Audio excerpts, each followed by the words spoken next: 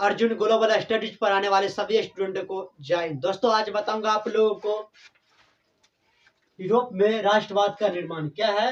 Europe में राष्ट्रवाद का निर्माण जो कि अध्याय का पहला अध्याय है, यूरोप में राष्ट्रवाद उदय और विकास।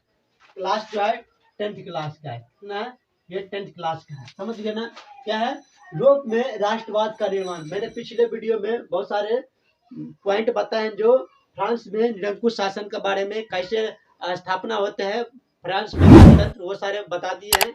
यदि नहीं देखे तो प्लीज चैनल पर जाकर उस वीडियो को देख लीजिएगा। उससे मैं आगे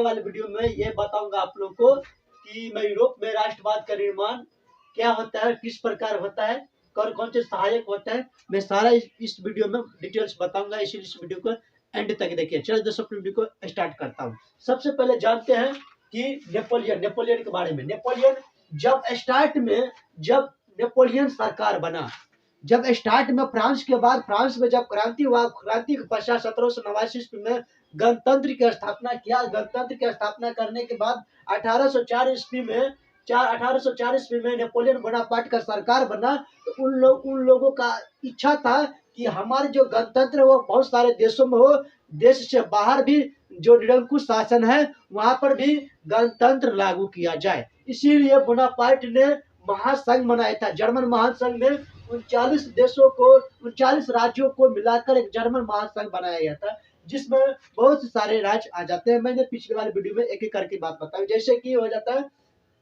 जैसा मान लो कि एग्जांपल के लिए फ्रांस हो गया, ऑस्ट्रेलिया हो गया, France, Australia, Germany, Bohemia, Hungary, Poland इत्यादि सभी इसमें सारा राज्य जो है आ जाते हैं जर्मन महासंघ के अंतर्गत। चलिए हम आगे वाले वीडियो में आगे बात बताते। देखिए जब ये सरकार स्टार्ट में आए थे तो वो राज्य कैसा था। जब नेपोलियन सरकार आए थे यूरोप में तब उस समय का यूरोप कैसा था वो इसमें बताते हैं कि पहले में पूर्व में शासन निरंकुश था। ये तो सभी जानते हैं कि शासन क्या था, निरंकुश था। दूसरी नंबर छोटे छोटे स्वायत्त अथवा अर्ध स्वायत्त राजनीतिक इकाइयों में बंटवारे थे। सही बात। जो देखिए हम लोगों का किसी भी राज्य को गुलाम होने का कारण यही होते हैं कि वो राज्य जो होता है छोटे छोटे इकाइयों में बांट दी जाती है। साथ ही साथ वहाँ के राजनीतिक मतलब क्षेत्र के जो बांटे रहते हैं, छोटे बांटे रहते हैं, तो उसमें वहाँ कुछ लोग राजनीतिक लोग रहते हैं जो आपस में हमेशा लगड़ते झगड़ते रहते हैं। और यही लगड़ने झगड़ने के कारण तो हमारा देश इंडिया एक गुलाम देश बन गया। आपस में जब देखिएगा कि जब अगर गुलाम देश नहीं और गुलाम बनने का यही एक सिस्टम हो जाते हैं कि राज्य जो छोटे छोटे राज्यों में विभक्ति होना, साथ साथ विभिन्न भाषाओं को उपयोग करना, आपस में लगड़ते झगड़ते रहना, ये गुलाम की पहचान ही हो जाता है। ये अगर जहां जहां भी ये मिलता है तो बाबू वो कोई न किसी के अंतर्गत वो चला ही जाता है, वो गुलाम बन ही जाते हैं। उसी प्रकार ये लोग छोटे छोटे स्वायत्त अर्ध स्वायत्त राजनीतिक इकाइयों में बटे हुए थे। समझ गए। आइए चीजें चाहते हैं। साथ ही साथ विभिन्न भाषाओं के वहाँ के लोग बातचीत करते थे, जैसे कि डची भाषा, कैंटन भाषा, राजशाही भाषा का प्रचलन था। बट उसमें कोई एक भाषा ऐसी नहीं थी जिसमें कुछ बात किया जाए, मतलब कि दोस्तों एक दूसरे की भावनाओं को जाना जाए, ये सब भाषा नहीं थी, फिक्स नहीं था। उसके बाद देखिए, उसके बाद ऑस्ट्रेलिया और हंगरी जैसे ये राज्य जो था ये हैब्सबर्ग साम्राज्य के अधीन था। किसके? ऑस्ट्रेलिया और हंगरी हैब्सबर्ग के साम्राज्य के अधीन था। ये भले आपस में एक दूसरे को कट्टर समझते थे, एक दूसरे में लड़ाई समझते थे, और एक दूसरे को भाषाओं के आधार पर, चाहे एक प्रजाति के आधार पर एक दूसरे को हमेशा लगड़ते झगड़ते थे। पर अधीन किसके थे? हैब्सबर्ग साम्राज्य के अधीन। क्योंकि इनका डर था, और डर का कारण क्या था? निरंकुश शासन। अगर ये आपस में लड़ाई झगड़ा करते तो और इन लोगों को कुचवाल देते, एक दूसरे को और लड़ाई लड़वा देते और उसको पतन की ओर धकेल सकते थे, या तो उसकी इतनी सजा देते इन लोगों को कि आपस में लड़ाई तो करना नहीं छोड़वाते, लेकिन इतनी सजा देते कि हंगामा करना बंद कर देते। तो हैब्सबर्ग साम्राज्य के अधीन था, जिनके कारण हैब्सबर्ग के राजा के डर के कारण वो दोनों आदमी अपनी साम्राज्य यानी कि हैब्सबर्ग के अधीन रहता था। चलिए नीचे रहते हैं। उसके बाद उसके बाद जब सरकार नेपोलियन सरकार बना तो उसमें बहुत से सारे चीज सहायक बने। क्या चीज बने? सहायक, जो इस राज्य में ये चीज होना चाहिए, ये नहीं होना चाहिए। जिस प्रकार हमारे देश में, यानी कि बिहार मान लो, बिहार में नीतीश कुमार है, तो राज्य में क्या चीज होना चाहिए विपक्ष पार्टी के लोग भी बताते हैं, साथ ही साथ जनता भी बताते हैं कि हमारे राज्य में क्या होना चाहिए। तो क्या होना चाहिए, तो यही बात है कि राज्य के लोग, राज्य के जो जनता है वो उसमें कुछ डिमांड भी करते थे, जो हम एक एक करके बात बताते हैं। स्टार्ट में राष्ट्रवादी के उदय में एक पहला आया कुलीन वर्ग। कौन आया? कुलीन वर्ग। यह अंग्रेज के समय से ही मनोनीत व्यक्ति था, अर्थात ये इनको पादरी और कुलीन ऐसे लोग थे जो कि इनकी जनसंख्या कम था, लेकिन ये विवाहिक रूप से अपने आप को संबंध बनाए हुए थे, और इनकी सामाजिक और राजनीतिक इतना मजबूत था कि ये छोटे बड़े किसानों ने, बल्कि किसानों सबको, श्रमिकों सबको, उनको ज्यादा से ज्यादा किसानों लोग को मेहनत करवाते थे, मेहनत कृषि करवाते थे, और उनकी जो उपजता होती थी, उपज के आधार पर जो भी टैक्स मिलता था वो किसानों से ये सरकार तक पहुंचाते, और ये अपनी इच्छा अनुसार जितना चाहते उतना काम करवाते। कौन? कुलीन वर्ग, पादरी वर्ग, जिसमें कुलीन वर्ग ज्यादा। ये लोग काम करवाती थी सभी लोगों से, और काम करवाते करवाते ना जाने इनको कितना मेहनत करवाते थे, बेजोर मेहनत करवाते थे। जनसंख्या कम, लेकिन भारी कृषि पर, भारी कृषि किसानों पर, ये शिल्पकारों पर, ये व्यापारियों पर सबके कंट्रोल कर लिए थे। कौन? ये कुलीन वर्ग के।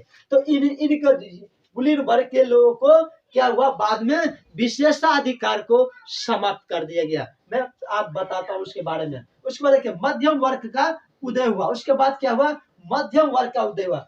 मध्यम वर्ग का तब उदय हुआ जब सरकार ने, कब? नेपोलियन बोनापार्ट ने कुलीन वर्ग के विशेष अधिकारों को समाप्त कर दिया। विशेष अधिकारों को समाप्त कर दिया तो इन लोगों का ताकत क्या था? कर। इन लोगों का ताकत क्या था? कर। जो वो कर नहीं देते थे, जिनके कर वो कर उनके लिए बचत हो जाता था। समाप्त कर दिया तो कर तो भाई वो आप देना ही पड़ेगा।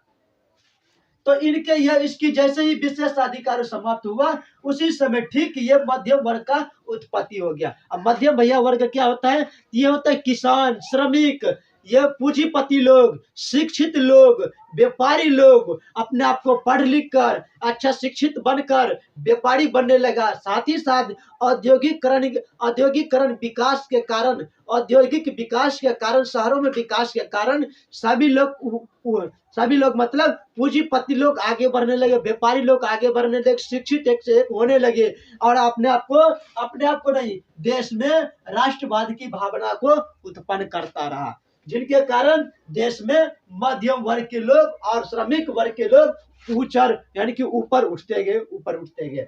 चलिए आगे बात बताते हैं। तो उसका कुलीन वर्ग के बाद दूसरा क्या थे? मध्यम वर्ग और श्रमिक वर्ग लोग ऊपर आ गए, जो कि राज्य में रहकर राष्ट्र भावना को उत्पन्न करता रहा। उसके बाद देखिए रोमानीवाद क्या था? रोमानिटिज्म, ये लोग क्या होते हैं ना, तो देश में जितना गरीबी होता था, जितना समस्या होते थे, तो उस समस्याओं को एक संगीत के माध्यम से तथा नाटक के माध्यम से लोगों को संदेश पहुंचाते थे। हमारे देश में क्या होना चाहिए, नहीं होना चाहिए, क्या दुख है, क्या दर्द है, ये लोग संगीत के माध्यम से पहुंचाते थे। समझ गए ना? संगीत के माध्यम से पहुंचाते थे, और राष्ट्रीय एकता की भावना को ऊपर करते थे, जागृत करते थे लोगों को, राष्ट्रीय एकता की भावना को। ये रूमानीवाद। उसके बाद आया उदारवादी का उद्देश्य। उदारवादी का उद्देश्य था कि ये लोग आजादी मांगते थे, एक तो गणतंत्र का स्थापित करने में लगे ही थे, बट ये सबसे ज्यादा आजादी मतलब 100% आजादी मांगते थे कि सरकार होना चाहिए आजादी का। तो यह कानून के समक्ष समानता का अधिकार, ये तो नेपोलियन बोनापार्ट के भी था, लेकिन उसमें बहुत सारे पॉइंट थे जो सरकार यही उदारवादी को मांग कर रहा था कि कुलीन वर्ग के विशेष अधिकारों को समाप्त किया जाए। साथ ही साथ कानून के समक्ष समानता अधिकार होना चाहिए, समाज में उचित व्यवस्था होना चाहिए, राज्य में उचित व्यवस्था होना चाहिए। उसके बाद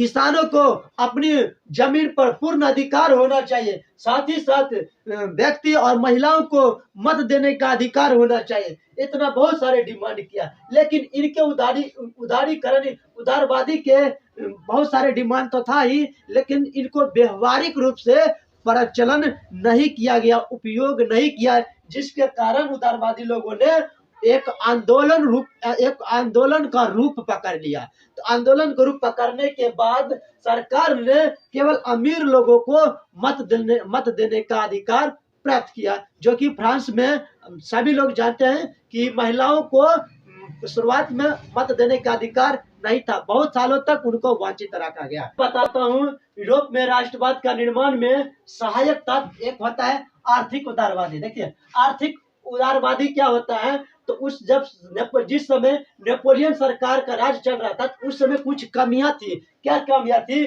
तो उस समय व्यापारिक सिस्टम में, व्यापारिक तौर तरीके में, व्यापारिक व्यवस्था में सरकार का नियंत्रण रहता था, सरकार का नियंत्रण रहते थे, जिनके कारण व्यापारी करने में लोगों को कठिनाइयां हो जाती थी। साथ ही साथ जर्मन महासंघ में 39 राज्य तो था ही, और उस जर्मन महासंघ में सभी राज्य में क्या थे, तो अलग अलग मुद्रा थे, अलग अलग नापतोल थे, और अलग अलग उसका जो सब सामानों का जो था, वो उसका रेट दर जो था अलग अलग था, जिनके कारण व्यापारी करने में लोगों को, किसानों को ज्यादा परेशानियां, ज्यादा दिक्कत होते थे, और घाटा ज्यादा से ज्यादा लगने का संभावना रहता था, जिनके कारण आर्थिक उदारवादियों ने कहा कि ये सिस्टम को हटाया जाए। किस सिस्टम को? जो जर्मन महासंघ में जितना जो ये बनाए हुए हैं, पैसा है तो ठीक है, कोई दिक्कत नहीं, बट एक नापतोल होना चाहिए, एक दर होना चाहिए, और ये व्यापार पर जो नियंत्रण लगा रहा है,